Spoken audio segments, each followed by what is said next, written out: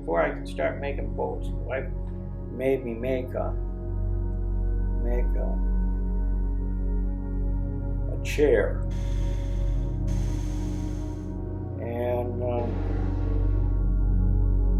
oh God, that, you know, you think furniture costs a lot of money, but you go and you start making that stuff, and by the time you put your time in it, you know, you're working for just about nothing.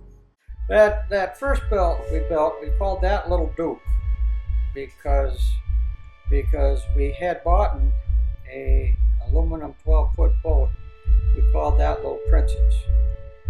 And the cedar strip one, we called that Little Duke. I had 4 little grandkids, and I thought that maybe I should make them a boat, because we have a cabin. So I don't want just a flat bottom boat with a plywood sides and that. I decided that I was going to make this little dinghy like they make these cedar strip canoes. And so we did a lot of research. I suppose you'd call it research, a lot of looking, and I found a plan to make a dinghy out of cedar strips. And we made this 10-foot boat. But there's a problem with these little 10-foot boats, that is, and that when you're a little fat fart like me, you sit in the back of the boat, the front end comes up and water comes in the transom. But that wasn't, we solved that problem, because there was a buddy of mine, Dave Van Beek. He was bigger than me. So if we put him in the front and me in the back, there wasn't too much between the top of the boat and the water, but it kept the water out. But my grandkids never used it. We had it up at the cabin, but they never used it. They were afraid they were going to catch heck for putting scratches on it, I think. Well, the next boat that we built was, we found an author wrote a whole book on how to build this boat. And then I think for $95 he sold me the plans for it too. And that was a lapstick boat. That was like siding on a house. And that one took us about a year or so to build. But we ended up naming that one the Little Shitter.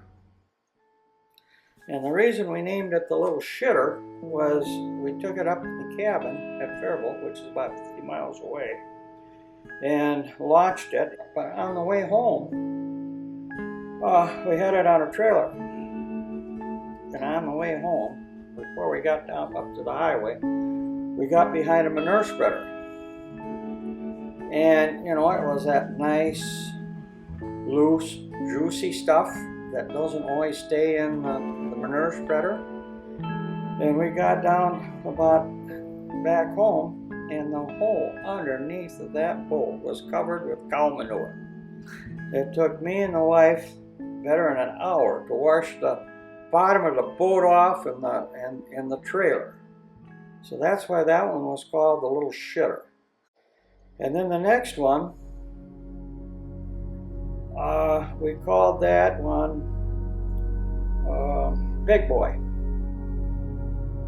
And the reason we called that Big Boy, it was 15 feet long. That was the biggest boat I made.